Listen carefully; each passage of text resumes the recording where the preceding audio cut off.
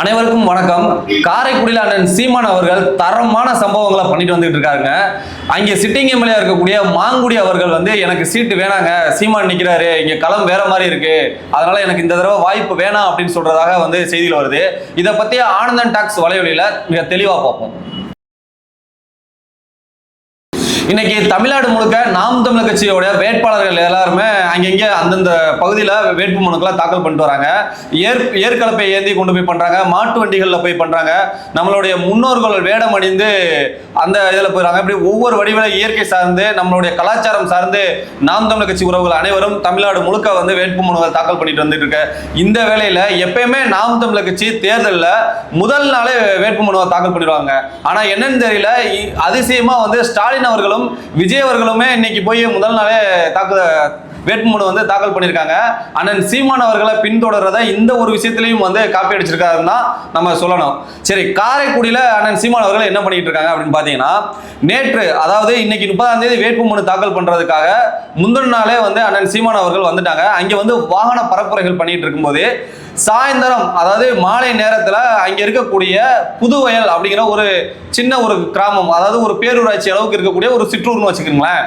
அந்த சிற்றூரில் அண்ணன் எல்இடி ஸ்கிரீனை போட்டு அந்த சின்ன மேடையை அமைச்சு அந்த மேடையில் நின்று எப்பயும் போல எல்இடி ஸ்கிரீனில் மாணவர்களுக்கு வகுப்பு எடுப்பது போல அண்ணன் ஆரம்பிச்சிட்டாங்க. அங்கே அந்த பகுதி மக்கள் மிக அங்கே இருக்கக்கூடியது மொத்தம் அதிகபட்சம் ஒரு 2000 பேர் 3000 பேர் தாங்க இருப்பாங்க அங்கே வாழக்கூடியவங்க. அதில் 80-90% பேர் வீட்டுக்கு ஒரு ஆளை விட்டுட்டு மற்ற எல்லாருமே பக்கத்தில் இருக்கிறவங்க எல்லாருமே அண்ணன் சீமான் அவர்களுடைய அந்த பேச்சை கேட்கறதுக்காக ஆர்வமாக அங்கே கலந்துக்கிட்டாங்க. இதை பார்க்கக்கூடிய மாற்றுக் கட்சியில் இருக்கக்கூடியவர்கள்லாம் என்னடா இது, சீமானுக்கு ஒரு சின்ன கிராமத்துக்குள்ள சீமான் பேச போறாருனாவே இவ்வளவு பேர் கூட்டிட்டாங்கன்னா கண்டிப்பா அடுத்து இன்னும் மற்ற இடங்கள்லாம் இருக்கு, அப்ப சீமானுக்கு பெரு ஆதரவு பெருகிட்டு இருக்குங்கிறதுல ஒரு குழப்பத்துல மாற்றுக் கட்சிகள்லாம் இருக்கிறதா தகவல் வருதுங்க. இப்போ சீமான் அண்ணர்களை எதிர்த்து போட்டி போடணும்னா நாம் தமிழர் கட்சி எதிர்த்து திமுகவும் அதிமுகவும் அதற்கப்புறம் இப்ப விஜய் கட்சியிலையும் வேட்பாளர்களை அறிவிக்கணும். விஜய் கட்சியில அங்க இருக்கக்கூடிய பல் டாக்டர் அதாவது ரீல்ஸ் பைத்தியம் வேட்பாளர்னு நேற்று அறிவிச்சிட்டாங்க. இதே இது திமுகவில் பார்த்தீங்கன்னா காங்கிரஸுக்கு அங்க அந்த பகுதியை அந்த தொகுதியை ஒதுக்கியிருக்காங்க. தற்போது சிட்டிங் எம்எல்ஏவா இருக்கக்கூடிய அவர் மாங்குடி அவர்கள் 5 வருஷம் இந்த தான் முதல் இப்ப சிட்டிங் எம்எல்ஏல முதல் 5 வருஷத்தை அவர் கடந்திருக்காரு. நிறைய சொத்து மதிப்புகள் எல்லாம் சேர்த்துட்டாரு. இப்போ அவர் என்ன கேட்கிறாருன்னா, சீமானே இங்க நிக்கிறதுனால இங்க நான் பிஜேபி நிப்பாங்கன்னு எதிர்பார்த்தேன், வேற யாராவது நிப்பாங்கன்னு பார்த்தேன், அதனால நான் எப்படியாவது ஜெயிச்சிடலாம். ஆனா இப்ப சீமானே நிக்கிறதுனால எனக்கு இந்த தொகுதிக்கு வாய்ப்பு கிடையாது, எனக்கு வேற தொகுதி மாத்தி கொடுங்க, இல்லைன்னா எனக்கு சீட்டே வேணாம் அப்படின்னு சொல்றதாக அந்த காங்கிரஸ் வட்டாரங்கள்ல இருந்து நமக்கு தகவல்கள் வந்துகிட்டு இருக்கு. ஆனா சிதம்பரம் அவர்கள் விடாம, இல்ல ஒரு தடவை ஜெயிச்சிட்டீல, நீ சம்பாரிச்சதெல்லாம் போதும், இந்த தடவை தவிர்த்தாலும் பரவாயில்ல, நீ நில்லு அப்படின்னு அவரை காம்ப்ரமைஸ் பண்றதாகவும் அங்க அந்த வட்டாரங்கள்லாம் நமக்கு தகவல் தெரிவிச்சிருக்காங்க. சரி, இவருக்கு இன்னொருத்தர் பாத்தீங்கன்னா அதிமுக அவங்க பேர் கெட்டக்கூடாதுன்ட்டு அமமுக கூட்டணிக்கு அந்த தொகுதியை ஒதுக்கிட்டாங்க. அங்க தேர்போகி பாண்டி அப்படிங்கிறவரு அங்க களம் காண்றாரு. அவர் சொந்த தொகுதியும் கூட அவருக்கு. ஆனா அவர் அங்கே நிற்கும் போது இதற்கு முன்னாடி இருந்த எம்பி எலெக்ஷன்ல படுதோல்வி, அதற்கு பிறகு இருந்த எம்எல்ஏ அதுக்கு முன்னாடி நடந்த எம்எல்ஏ எலெக்ஷன்லயும் அவர் படுதோல்வி.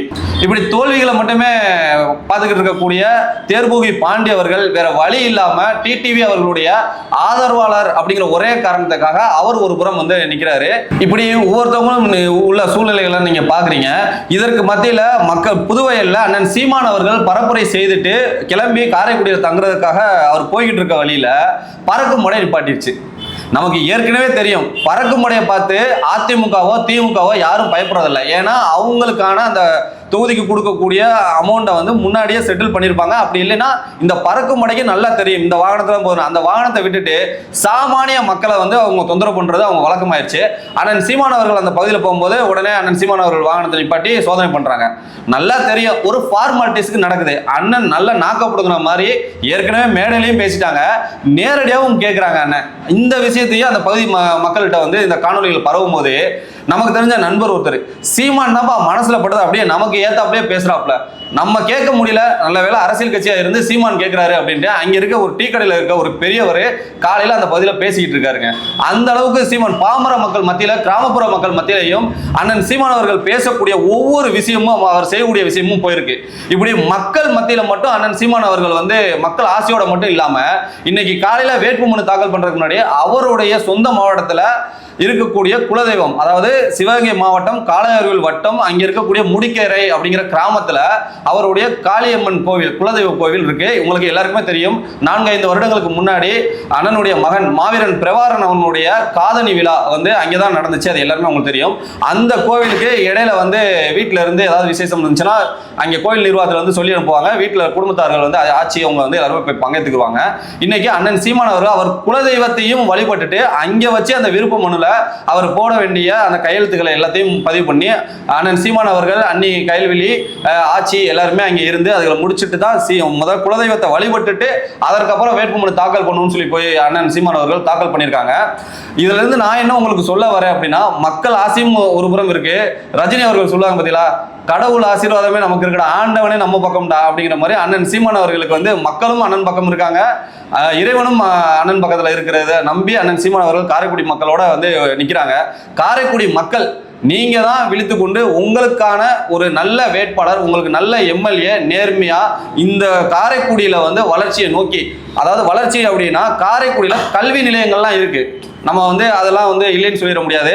அழகப்பா யூனிவர்சிட்டி அங்கே தான் இருக்கு. அதனால கல்வி நிலையங்கள் இருக்கு. ஆனா அந்த கல்வியில பயின்றுட்டு வரக்கூடிய மாணவர்களுக்கான வேலை வாய்ப்புகள் எங்க இருக்கு?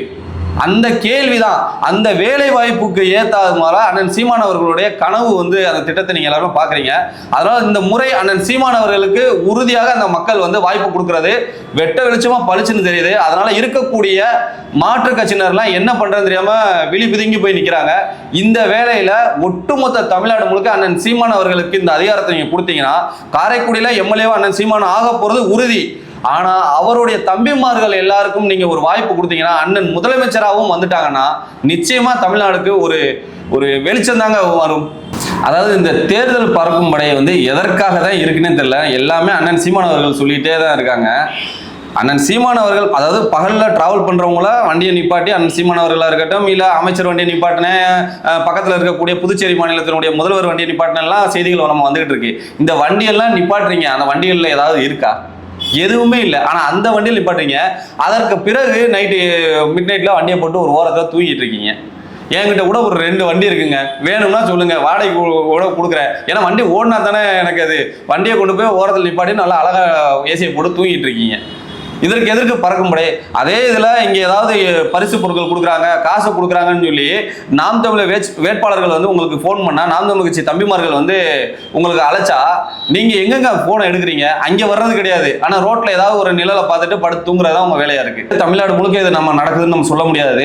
அதனால இனிமே இருக்கக்கூடிய இந்த தேர்தல் ஆணைய அதிகாரிகள் மக்கள் மத்தியில் இந்த மாதிரி நிலைப்பாடு, தேர்தல் பறக்கும் படை வந்து இருக்குங்கிற நிலைப்பாடை நீங்கள் மாற்றி, இது வரைக்கும் இல்லைனாலும் இதற்கு போக இதற்கு இன்னும் வர காலங்கள்லயாவது நீங்க பறக்கும் படையா உண்மையிலேயே பறக்கும் படையா மக்களுக்கு தொந்தரவு இல்லாம, யார் மேல உங்களுக்கு சந்தேகமா இருக்கோ, எந்த அரசியல் கட்சிகள் மேல் சந்தேகமா இருக்கோ, மக்கள் உங்களுக்கு ஒரு கம்ப்ளைண்ட் புகாரை கொடுத்தாங்கன்னா உடனே போய் அந்த இடத்த பார்த்து உங்க பேரை தயவு செஞ்சு கூட்டிக்கிறங்க. தேர்தல் ஆணையம் மீது மக்களுக்கு இது வரைக்கும் நம்பிக்கை இல்லை. இனிமே நீங்க நடந்துக்கிறதுலையாவது நிச்சயமா மக்களுக்கு நம்பிக்கை வர்றது மாதிரி நீங்க செய்வீங்கன்னு நம்புறோம். நன்றி.